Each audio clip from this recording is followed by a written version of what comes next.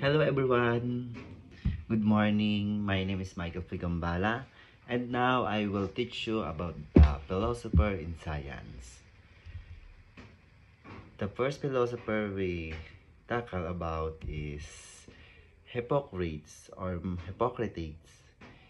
Si Hippocrates ay naniniwala na ang science, biggest knowledge, option, biggest ignorance. Yon ang paniniwala ni Hippocrates. Ibig sabihin, ang science o agham ay nagbubunga ng kaalaman or nagkakaroon ng kaalaman tungkol sa science. Samantala naman daw, ang opinion ay nagbubunga ng kamangha-mangha. Ano nga ba ang kamangha-mangha? Ang kamangha-mangha ay hindi ka panipaniwalang pangyayari. Yun yung sinasabi ni Hippocrates. And now is si Albert. Sino nga ba si Albert? Si Albert ay isa ring philosopher gaya niya ni Hippocrates na meron siyang pinaniniwalaan.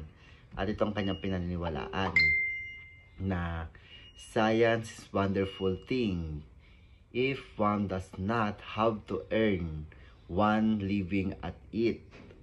Doing should earn one's living work of which one is sure one is capable. Only when we do not have to be accountable, when we do not have to anybody, can we find joy in scientific invention. So, sabi naman ni Albert na ang lipunan kung saan naghahari ang sabik na nagnanais na kayamanan o naghahangad ng malalim na kaunawaan tungkol sa science or agham. Hindi nito napagtanto ang kaagham ng isang pinakamahalagang bahagi ng ating mortal na pamana or capable and sure na hindi ito kapanipaniwala dahil gaya ng sabi ni Hippocrates na ang science ay mayroong malalim na bunga or kaalaman, samantala ang opinion ay mayroong kamangha-mangha. Iyon ang sinasabi naman ni Albert ay ni Hippocrates. Din kay Albert naman is accountable to anybody. We find joy or masaya daw siya na meron siyang natatagpo ang kakaiba. Then the next is si Galileo Galileo. Kilala natin si Galileo Galilei. Hindi naman na tinalalayo sa ating kaalaman si Galileo Galilei ay isa sa rin siyang philosopher. Si Galileo Galilei naniniwala naman na ang science nga daw or agham ay opinyon ng libo-libong hindi kasinhalaga ng isang maliit na kislap ng katuwiran ng isang individual. Yun ang sinasabi ni Galileo Galilei or sinasabi niya, in science, the opinion of the thousands are not worth as much as one tiny spark of reason in individual man. O sa mga tao daw, individual man, ibig sabihin may rason nga daw ang bawat tao. Then the next is may babae naman to, si Liz Meitner. Si Liz Meitner ay isa naman siyang babae na nagsasabi na ang agham nga raw ay ang sabi naman ni Liz Meitner, science make people wait unselfishly for truth and objectively it teach people to accept reality which wonder and admiration, not to mention the deep away and delight that the natural order of things bring to the true scientist.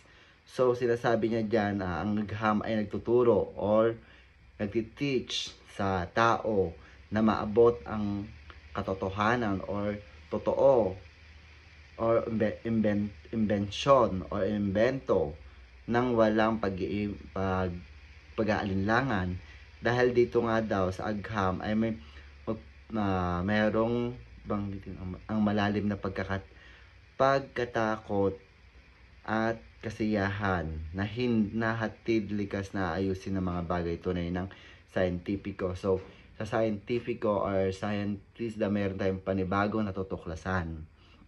Yun ang sinasabi ni Liz. Then, the next philosopher is si Robert.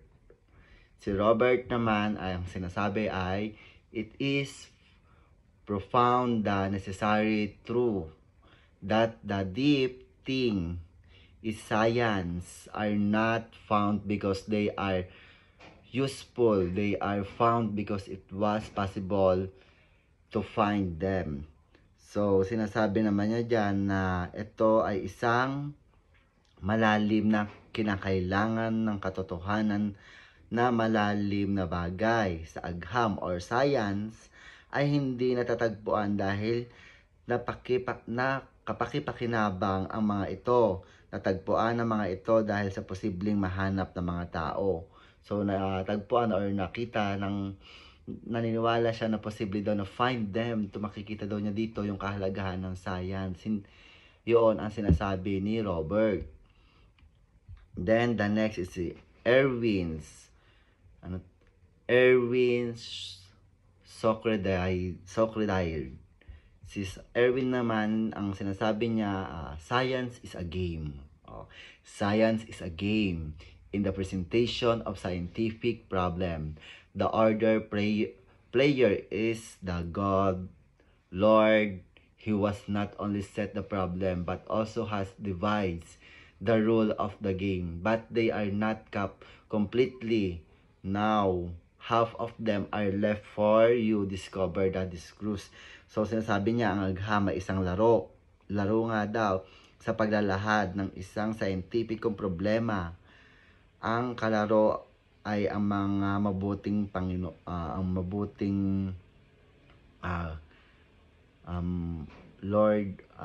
mabuting Lord. Then, ang sinasabi niya pa na hindi lamang niya itinakda ang problema kung hindi binabagsak din ang mga patakaran ng laro. Ngunit hindi pa ganap na nalaman ng mga ito. Kalahati sa mga ito ay natitira pa para matuklasan o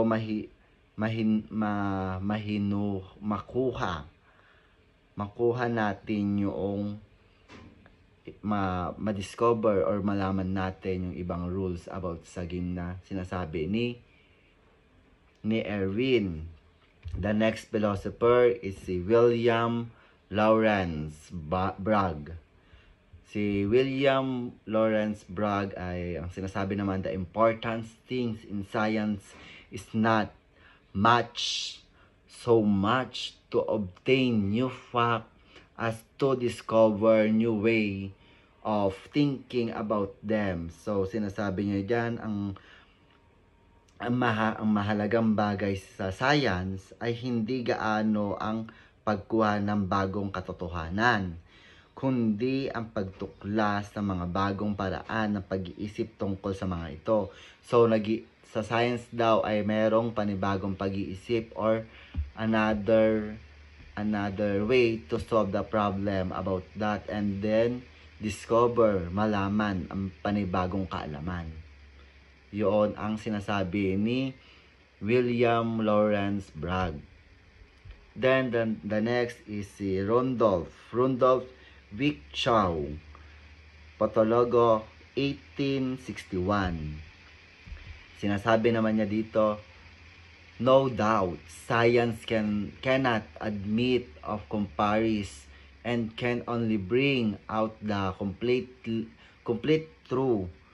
Hence, there must be controversy and maybe the sometimes must be sharp, but must it even them be personal. Thus, it helps science to attack the man as well as the statement. So, sinasabi niya dyan na walang dudang hindi maaaring tumanggap ng mga comparison tungkol sa science at maaari lamang daw ito ilabas ang kumpletong katotohanan. Kaya naman Kaya naman dapat mayroong pag-aaral or kagulian ay maaaring mangyari at kung hindi minsan dapat maging matalas. Ngunit dapat bang maging personal ito? Yun ang sinasabi ni Rondolph. Nakakatulong ba ito sa agham o sa atin na atakihin ang tao bawat pahayag daw? So dapat ba natin malaman o atakihin ang bawat statement ng bawat tao? Yun ang sinasabi ni Rondolph. Then the next philosopher is si C.B. Raman. Si C.B. Raman isa siyang sundalo. Then naniniwala siya na I strongly believe that fundamental science can be driven by instructional, industrial, and government or military pressure. This was the reason why I decided as far as possible not to accept money for the government. So, sabi niya dyan na lubos nga daw siyang naniniwala na ang fundamental ng science or science ay hindi maaaring itulak ang mga instructional or ginagamit, industrial, at ng government. Then, or militar nga daw, pwersa ng militar. Ito ang dahilan kung bakit daw nagpasya siya na hanggat maaari huwag tumanggap ng pera mula sa pamahalaan. Yun ang sinasabi ni C.B. Raman na isa rin siyang philosopher. Then the next is si Stephen Jay. Si Stephen Jay ay naniniwala din naman na ang science daw ay is not the heartless pursuit of object information in creative human actively. So sabi niya ang science nga daw is not heartless o mapagmahal nga and objective information. So dito sa science marami tayong matutuklasan and creative, magagawa ng tao mas actively or mas porsigido ang mga tao. Then yun lamang and thank you everyone to watch that. Bye!